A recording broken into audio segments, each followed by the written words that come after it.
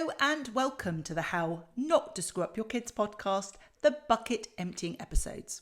I'm your host, Dr Maryhan, psychologist and parenting expert. So, pour yourself a cuppa, find a comfy seat and enjoy the conversation. I want to start by thanking all of you who email in with your questions. They really mean a huge amount to me, and particularly this question because I think there's a real element of vulnerability, and I feel very honoured that you're able to ask these questions of me specifically. So the question that I'm answering is looking specifically at a parent whose husband is an alcoholic and they're struggling managing their own emotions around that particular situation, as well as being there and supporting their 3 children, and really want some advice about how to best approach that. And so I'm going to talk around it in a number of different ways. I think the first thing that I want to kind of ask is around what support your husband is. And this is relevant for any of you, where you have a partner who is overwhelmed with life and using some maladaptive, in other words, a mechanism that is not helpful to them in terms of being able to live life in that kind of fullest of itself. So this is the same. It's actually the first bit is really looking at what that individual is doing in terms of seeking out support to help them on their specific journey. And it's really crucial that we remember it's about them seeking out support for themselves rather than doing it for the sake of their children. I know that we can quite often get caught up in this, and people will sort of say, well, why are you doing that? And why won't you do that for the sake of your children?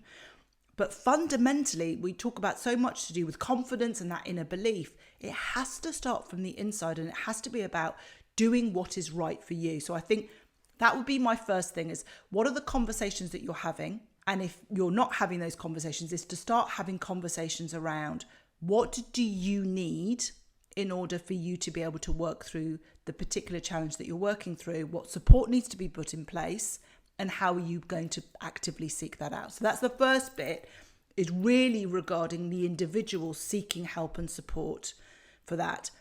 I think if you're in a scenario where you are co-parenting under the same roof with a partner who is not either in denial or who is not prepared to actively seek out the support, then you have to have some difficult conversations. You have to have some difficult conversations about how that presents a challenge within the environment that you're living in, how it impacts you, they're not seeking help and support, and how that ripples in terms of then impacting your children. So it's all got to be around the conversation that you're having with your partner who's experiencing a difficult situation. That goes without saying. It starts there. The next bit, before we're even getting to the children, is what support are you putting in place to take care of you? Because what usually happens in those situations is that there will be, it's not necessarily even about necessarily the day-to-day burden, but there is an emotional strain that places on the other partner in terms of really examining how that's impacting them, not just in terms of the practicalities, but how is that impacting you in terms of the relationship? So that can sometimes create a certain element of grieving the relationship that you thought you had and noticing that it's not there. Maybe grieving the individual that you are having that relationship with. Maybe their particular, their mechanism for coping has fundamentally changed the character of who they are. So it's really being able to examine how is this situation affecting you directly that is separate to the children. We will talk about the children, but we have to start with the individuals that we are first. Our partner who's experiencing the overwhelm and using mechanisms that are not helpful for them. It's then examining how that is impacting us as an individual, how we feel about ourselves, how the home environment is, how that affects the dynamic in terms of the relationship that we have with that partner. And then what do we need to put in place in order to support ourselves as we transition through that? You may have a partner in this particular case who's an alcoholic, who recognizes they're an alcoholic and is actively seeking out support, is actively engaging in that support, but that doesn't detract from the support that you need to have in place to help you as you navigate the dynamics of that relationship and the shift and the change in that relationship. So you have to look at it from the perspective of both of you in terms of individuals. The next thing is then we can then begin to move on to the children, but you have to put those things in place. What tends to happen whenever any big thing happens, whether we're made redundant from our jobs, whether we take on a new promotion that requires lots of extra work, whether we've got a parent who's ill, whatever it is that quite often we launch into what support do I need to put in for my child? And what we fail to do is start with the adults involved who need to be on solid foundations and getting the right support in the first place, because then they, to enable them to then support the children. So we're having those things in place, then we can start looking at what needs to be in place for the children. And my approach is always about honesty, but honesty using appropriate developmental, appropriate language. So I'm not going to say to you, an 11-year-old, you need to speak to them like this, or an 18-year-old, because fundamentally it's about where are they at in terms of understanding their emotions and what's happening around them, and use the appropriate language. You can have an 11-year-old that you can speak to in the same ways you might perceive that you would speak to a 16-year-old, but equally you can have a 16-year-old that cannot take on that level of information that you need to speak to in terms of an 11-year-old. But fundamentally, it's about having an honest conversation that their father or their mother, depending on if you're listening to this and it resonates specifically with you, is finding things difficult at the moment, and they are using whatever it is to help them cope. They're feeling overwhelmed with life. Whatever it might be, it's really explaining to them that the issue and the challenge relates specifically to that parent, that individual, and how they process and manage life situations, and is completely unrelated to the children. What tends to happen is if we ignore these situations because we don't know how to have that difficult conversation with our children, they create their own narrative. And part of that narrative is that they will take responsibility for why their parent is not engaging with them in the same way, is struggling, is feeling overwhelmed. Maybe you'll have a people pleaser who will be trying even more desperately than normal to people please because they feel that in some way their behavior is what's causing all of the issue. So it's really important that we have those honest conversations on the basis of really reassuring our children that it is not about them. It is not something that they have done, but very specific to what is happening to that parent and don't be afraid to talk about, to use language of feeling overwhelmed, that have got really stressed, or, if you know that there's a mechanism for why, if you know that there's a specific cause or a general trend, maybe they're really anxious and that they're overwhelmed in that respect, maybe there's things going on at work, whatever it might be, try and arm them with as much information, but be honest about how they're currently using whatever it is as a coping mechanism. And we know that that's not necessarily a great coping mechanism.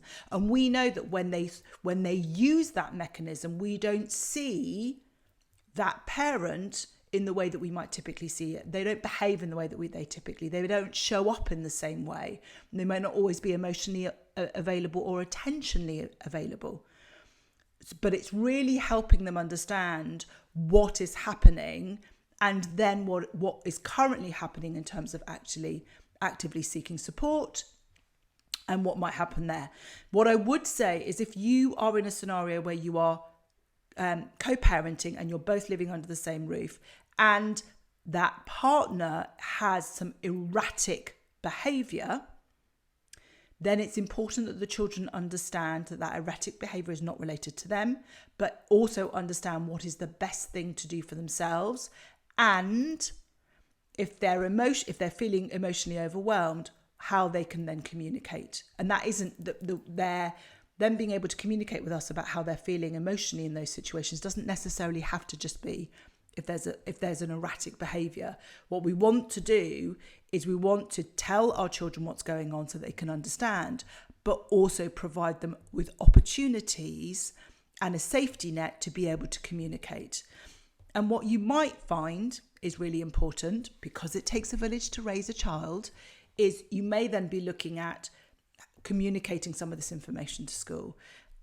Sometimes we can often feel ashamed or embarrassed about these situations happening at home, but what will otherwise be happening is that our children will either be blocking things out and not communicating at school, or they'll be saying a completely different narrative that might not be helpful. School may be seeing certain behaviours may get picked up at school, which can then be connected to what's happening at home, that if school really know what's going on, that they're much more sort of tuned into that, and then you can kind of work collectively together.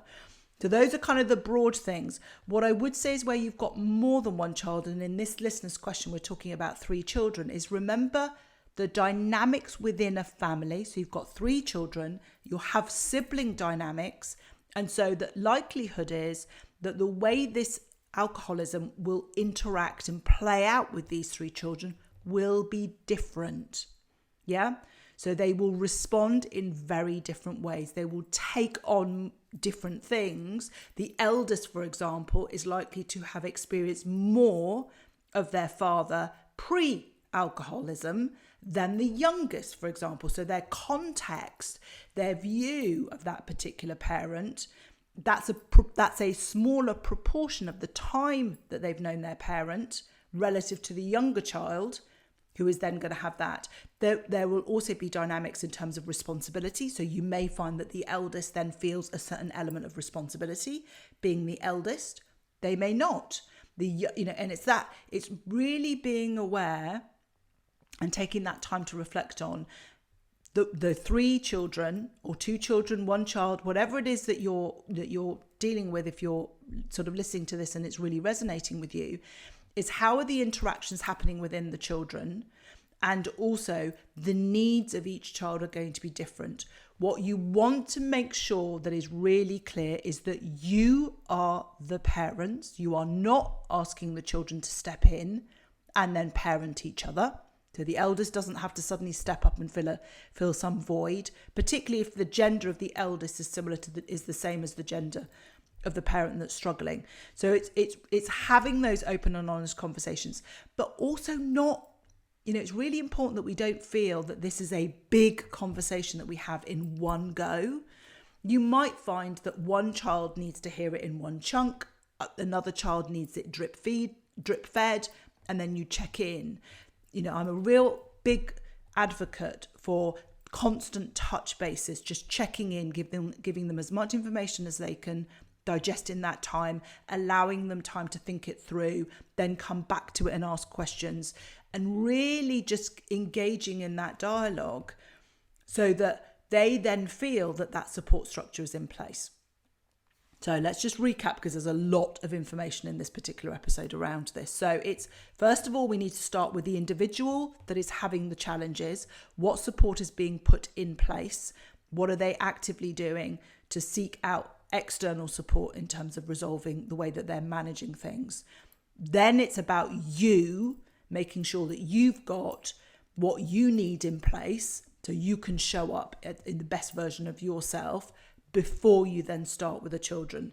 With the children, it's all about having an honest conversation, using developmentally appropriate language, ensuring that the children understand that this change is not down to them. They're not to blame, they're not at fault, and that they don't take that sort of responsibility on themselves. Recognizing that with different children, we're going to need to approach it in different ways. We don't want to go down the big conversation route. We want to have constant, small, drip feeding conversations, and then look at the dynamics around the sibling relationships and the individual differences of each child to fine tune and tailor what we might need to do with that, creating that space for them to be able to talk to us and that decompression, and sort of sharing that information within the wider community of the people or the institutions that are involved in your child's life, because then you can all work together. I hope that's helpful. It was a really quite a big topic, and a sensitive topic at that. If you've got questions specifically related to this or another question that you would like me to answer, then by all means write in. It's contact@drmaryhan.com. As ever, if you have enjoyed this episode, I would be so grateful, so grateful if you could follow, rate and review this podcast so that others can find us and we can spread the love. So until next time.